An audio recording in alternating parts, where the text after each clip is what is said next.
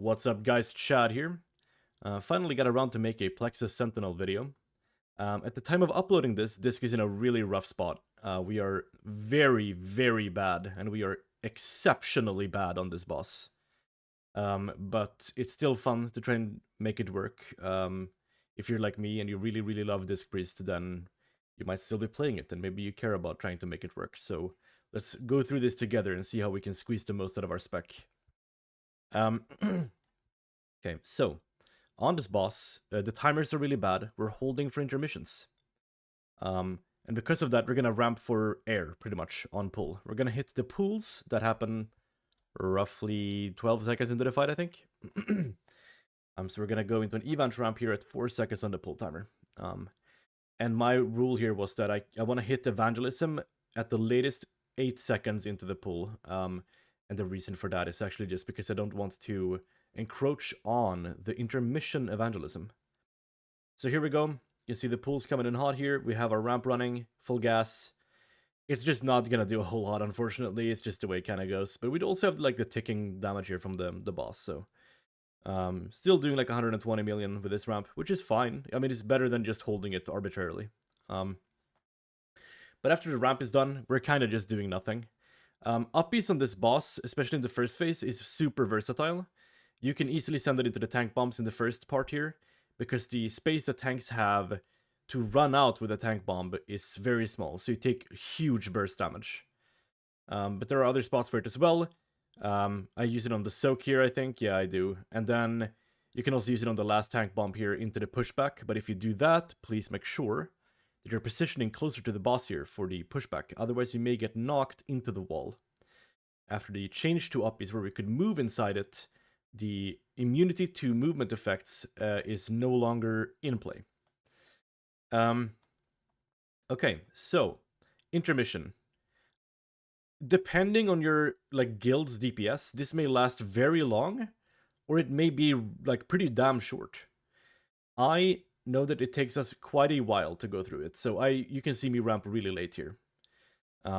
If you guys are quick, then obviously you change that, and that's pretty much that. You can also see that I'm ramping off cooldown here. So if you guys are quick, you would also need to ramp earlier in phase 1. So here we go, we send our Solace. Don't waste the Solace shield, we send it on the tank there, and then we go into our Dark Reprimand spam. And here we do a lot of healing, despite the fact that we're super late. I still think that ramp did quite a lot, which was lucky, but ideally there I probably would have been a little bit earlier. And that's just, I mean, it kind of comes with pulling the boss. This guild was not that fast last week. We just had a really wacky pull on the boss. It's very hard to kind of run it down perfectly and predict the damage.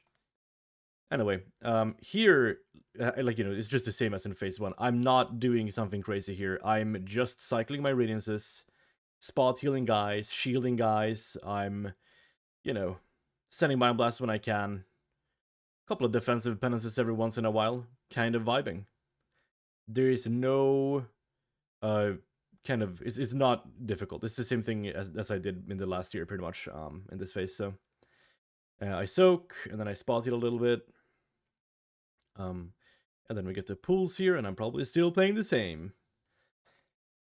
Now here, you will notice that we have Evangelism back up, but it's the same thing like I told you at the start, we just hold it. We can't use it here. If you use it now, it will not be back up for the intermission. So, on this boss, the name of the game is to kind of you just hold.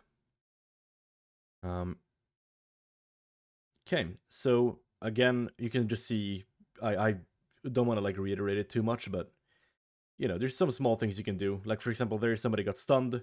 Make sure that if you're soaking, don't put your back towards the stuns on the floor.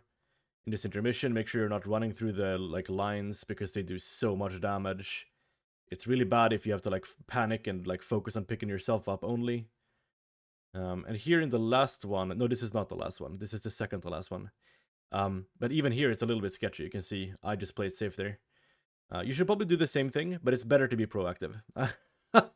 Okay, didn't know that I did that. That's kind of funny. Paints up through the line and then finish the ramp. That's awesome. Interestingly, does seem like it might be saving us here, because this ramp is probably gas. Let's look at the healing meter. Is Chad Mommy going up? Chad Mommy is going up. Life is pretty good. We rose like 700,000 HPS. So yeah, that's good. So we're back to phase 1 again, and it's the same as it's always been. And like, you know, I've talked about this in past videos in the last year even, but it still matters. Like you can pick good targets for shields and spot healing, and you can like send your rads better and like choose your atonement targets better for sure. And I think that it's worth like thinking about that, absolutely. I think I sent a really bad uppie somewhere around here. In this phase, the tank cannon doesn't do anything. So if you're gonna send an uppies in this phase, for like specifically, I would send it into soaks for sure. Soaks or pools, maybe. But definitely not a tank cannon. They have so much space to move away that the damage from it is like severely limited. You see me send defensive uppies here, and yeah, it's probably like, I don't know. You're probably like generally take less damage than that even, and you're just gonna get fucked. Sending it here is probably better. And we also have an overlap there with the pools, so a lot of damage to send it into. And it's the same thing again. We have evangelism back up. We're not sending it. I am panicking a bit here though, because I didn't know if we would get to phase 2 again. I thought we would just kill it here, in which case I wanted to send evangelism just to like not grief my HPS. But yeah, we go into phase 2 here, and it's kind of a perfect like kill time for a like good healing number. It's very easy to like kind of score higher here, because I'm obviously gonna be killing the boss right after a big evangelism. In this last one, in this last phase 2, the last bit is super rough. The start here is also a little bit rough. Like there's a lot of lines and a lot of bubbles. I played it like super safe, and you'll see that here. You don't need to move up all the way to the boss. Like that's a melee thing. I'm not sure exactly why that is such a like big stress for, like I was watching like other disc priests do this, and they would just stress like to the front. You don't need to do that. Finish your ramp at the back, like teleport through like I did there, and then finish. Again, we saw me use Solace there, go into a renew on the last person without atonement, and then clairvoyance, and then penance. Otherwise, if you don't do that, you are going to like get rid of your Solace charge essentially. The boss is gonna die here. And